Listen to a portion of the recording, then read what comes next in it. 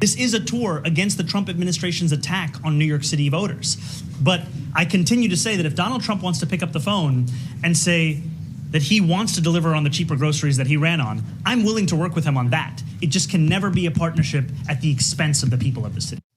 New York City mayoral candidate who's winning by about 20 points in the latest Siena poll, Zohran Mamdani, says he's willing to work with President Trump despite promising to be President Trump's worst nightmare. So what would this mean for wealthy New Yorkers besides your taxes going up? Let's bring in World Liberty Financial co-founders Eric Trump, Donald Trump Jr., and Zach Witkoff. Welcome, guys. Thanks so much for being here. So much to be here. I hate to drag you into politics, but it is New York politics. I'm shocked that we're going here. Right, but Eric, your thoughts about the rise of the socialist who does not like capitalism or billionaires? Well, that's what's scary to me, right? I grew up in New York. My father's name is on every building in New York. I mean, this is a building, this is a city. These are the markets. This is New York Stock Exchange. This is the NASDAQ, right? I mean, this is the epitome of capitalism around the world. And the guy's coming out and actively saying that he wants to shut down capitalism. I mean, it's the antithesis of what New York City is. The guy is holy, holy scary, and I think it's a disastrous thing for this state, which has already had an exodus of people out of it. And Don Jr., when you talk about people that got to make financial decisions, well, the rich don't care, the successful don't care, but take a look, they do move when they're being pushed. For example, the proposal is a 2% tax of income over the year. The top city rate is 5.9%, so add on to that. The city and state, 16.8%. Federal, state, and city rate, 53.8%. So basically, if you're seeing these numbers, private company or public, what are you going to do? You're going to move to Florida. You're going to move to Texas. You're going to move somewhere else. The reality is no one wants to pay that much. And the reality that's really sad for actual New Yorkers and middle-class New Yorkers is that the wealthiest people, they can move very easily. They can work from wherever wherever they want. Especially They've seen that. Ever since the pandemic, people realize they don't have to be in an office. They don't have to do these kinds of things. They will move. They are the vast majority of the tax base that funds all of these subsidy programs in New York City. Anyway, you lose 10, 15,000 of those ultra-high net worth individuals, this city is in serious trouble, and no amount of free stuff being promised is going to actually help it. It's a shame, but I think he's going to be great, Mamdani. If he wins, he's going to be great for the rest of the country in the future, because New York City's going to go through some really hard times, and people are going to stop playing with this ridiculous experiment of communism and socialism that has not worked anywhere else in the world. To think about it, too, it's propping up in Minneapolis. You got a socialist there and one over in Seattle. Zach, do you agree? Yeah, I mean, I think the boys said it really well, you know. Right, so that's why people will make that decision. We'll see what happens. It's hard to imagine him losing with this type of lead. Something else stood out. We thought it was perfect timing you were here. Among the people that noticed Trump 2 or Trump 47 is running on all cylinders is a New York Times reporter. So we clipped it. I wanted you to get your response to how you think it's going, the fact that he said this. Tyler Page. He's way more effective at accomplishing his agenda with having that time out of office, because a lot of his aides, Russ Vought, those sorts of officials spent their time out of government planning for this term. And so what they've done is an onslaught of executive orders in the first 6 months that accomplished a lot of their goals very quickly because he knew what they wanted to do. Eric, is he right? He's right.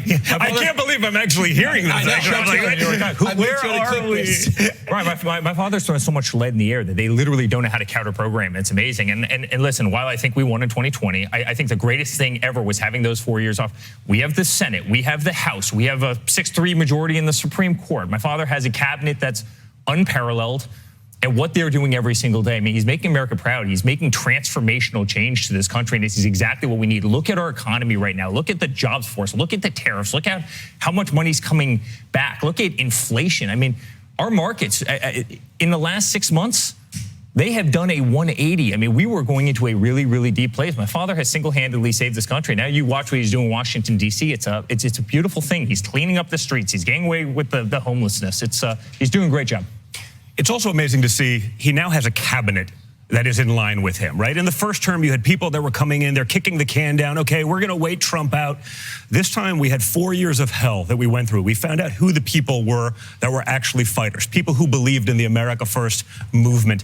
He brought them all on. So now that you have a cabinet that's actually aligned with the president, not trying to subvert him, you can see what's being done. And what's really great now, for the first time in probably history, the Republicans actually have a great bench for the future. Before it was Trump, and what do you have after Trump? There's no one there. We found out who those people were, who those fighters were in that 4 years, and we needed to go through that hell like addiction, right? You have to hit rock bottom to be able to rise up again. Yeah. We hit rock bottom as a country. We know the people who are on our team. They are fighting together as one engine, and the results are incredible. Zach, your dad's very much part of this. Yeah, I mean, I know he's super proud to serve the American people and the president, and you know, he's doing what he can. What's it like for you to see your dad on the inside and you're on the outside with the guys? You know, Eric and Don are the two greatest business partners I could ask for. You know, we run a stablecoin infrastructure company called World Liberty Financial. We have the world's fastest growing stablecoin, USD1. We just did this incredible deal yesterday with ALTS, the Alt 5 Sigma Corporation, to acquire $1.5 billion of our token. The stock's currently trading under net asset value by a pretty significant margin. So we're quite excited about the future of the stock. But yeah, you know, just really proud of my dad. And he's clearly part of the greatest administration, not just of the past few decades, but of all time. So, Don, what's going to be happening today? You're going to be ringing the bell?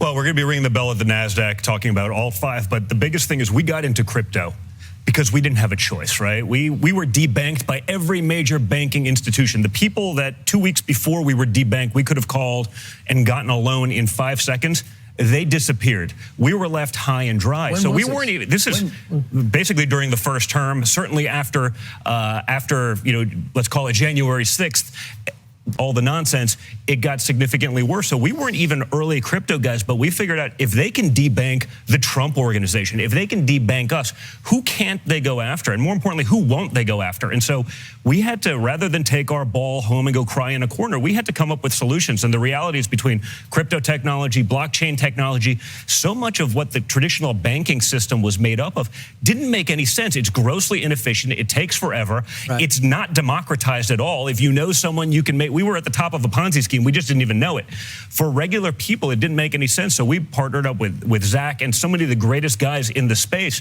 to really get people to understand what crypto is. And to me, it is absolutely the future of banking. So what we're doing with World Liberty Financial, I think is going to shake up the entire banking system. It is literally the future of finance. And I know it's going to be exciting for you today in about an hour. But Eric, I want to bring you to this, and all of you. Critics are saying, hey, well, maybe you shouldn't be doing this. The New Yorker, for example, says the number. How much is Trump pocketing off the presidency? Axios. President Trump and his family stand to net $3.4 billion by the end of the second term. David Kirkpatrick reports for the New Yorker in a piece today, the number of why it matters. No U.S. president has monetized the highest off in the land quite like this. Eric, your answer to those headlines. Brian, it's infuriating. We had nowhere to go. Capital One stripped 300 bank accounts from me, 300 in the middle of the night. They sent us a letter after doing business for 20-something years. All your bank accounts for golf courses and condominium buildings and hotels, they're all gone in the middle of the night. I mean, how do you pay your taxes? How do you pay your employees? This happened across the board. It happened with JP Morgan Chase. It happened with Bank of America. It happened with First Republic. And this wasn't just happening to the Trumps, people with a lot of zeros on the end. This was happening to conservatives all over the country. We didn't have a damn choice. So before my father, won the election, before my father was in office, we started getting into cryptocurrency. The people in cryptocurrency were being debanked just like Trump was being debanked. Right. And you know what? It's become the fastest growing industry anywhere in the world. It's actually removed a lot of the power from the big banks who have weaponized their platforms against the American people, and I could not be more proud to be. I don't notice them talking about the hundreds of millions of dollars we had to spend fighting lawfare. That doesn't matter, right? That was all nonsense, right? Russia, you name it. Impeachment 1, hoax 2, 3, 4, 5, infinity. No one talks about that. They weaponized the entire full force of the United States government against our family. And unlike all the other people who'd served as a presidency before, basically since our founding fathers, Trump was the only guy that was actually a businessman before that. Are we supposed to stop running our businesses? Are we supposed to stop doing anything? He's not involved in these things. We are running those businesses as we have. We came up with a solution to a very real problem that not just us, we didn't just have to face it. Hundreds of millions of Americans either face it or are afraid that they're going to face those kind of problems because they don't just simply conform and fall into line with whatever the talking points are or whatever the liberal agenda is that day. And that's what we're doing with ALTS and World Liberty is we're really trying to democratize the financial system. It takes 90 seconds for this NASA-engineered AC cool down your room. It's smaller than a toaster.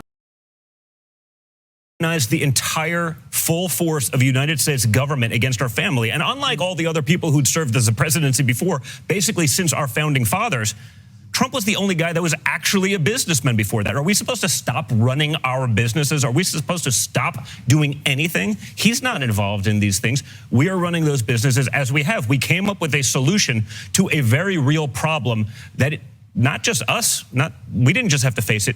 Hundreds of millions of Americans either face it or are afraid that they're going to face those kind of problems because they don't just simply conform and fall into line with whatever the talking points are or whatever the liberal agenda is that day. And that's what we're doing with ALTS and World Liberty is we're really trying to democratize the financial system, put power back in the hands of the people instead of, the big boogeyman behind the curtain. Since I knew you guys before your dad was running, well, I remember talking to you early when your dad was running. I thought, Eric, are you going to do something? Because Jared went in, Ivanka went in, Don, you say, no, I don't think so. So you kept a wall up there. But what do you think about people who say, well, your dad hires David Sachs, and they loosen up cryptocurrency rules and set up parallels, and then you guys are in that space? Crypto is the fastest growing industry worldwide by far, bar none. Everybody in the world, if you look at the Middle East, if you look at all of Asia, if you look at all of South America, they're all running toward cryptocurrency. I mean, we have a financial system, Brian, that's broken. If you want to send a wire at 4:59 on a Friday afternoon, somebody's not going to get it until midday Monday. How is our banking system, 9 to 5 Monday through Friday doesn't make any sense whatsoever. If you want to go get a loan, you want to go buy a house, the bank that you've banked with for 25 years will take 120 days to go through a know your customer report to give you your own money, to be able to borrow against your own. Our banking system is broken, and then that same banking system has gone after 50% of the Americans because they decided to wear a hat that says Make America Great Again. We have to change the financial system. We will change the financial system. World Liberty is going to change the financial system. And honestly, I could not be more proud. And we started this company long before my father was elected, long before he won the election, certainly long before he actually got into politics again. We started this when the New York Times, ironically, was giving him about a 2% chance of re-winning the election as they were throwing the kitchen sink at him. And we campaigned on it. I mean, we said we were going to do this. I mean, we said we were going to do this because, again, the fear of the American public that they were going to be debanked, that they weren't going to be able to get their credit card payment processed because they're buying a gun. The Second Amendment's kind of a big deal. That was a very real fear. We campaigned that we were going to do these things, that we were going to change these systems, that we were going to try to democratize finance. It's not like we're doing this after the fact. When they said we had zero chance of doing this, we were still already working on this project because it had to get done one way or the other. Letitia James thought she'd be dividing up the Trump empire a year ago, less than a year, and look at how things have dramatically changed, guys. Resilience, your family stuck together through all of it. And Zach, you are an honorary member of the family, I think. 100%. Yeah. So there you go. And your dad was there when the second assassination attempt, he was golfing with the president. So they certainly know the risk. Guys, great to see you. Thanks for making...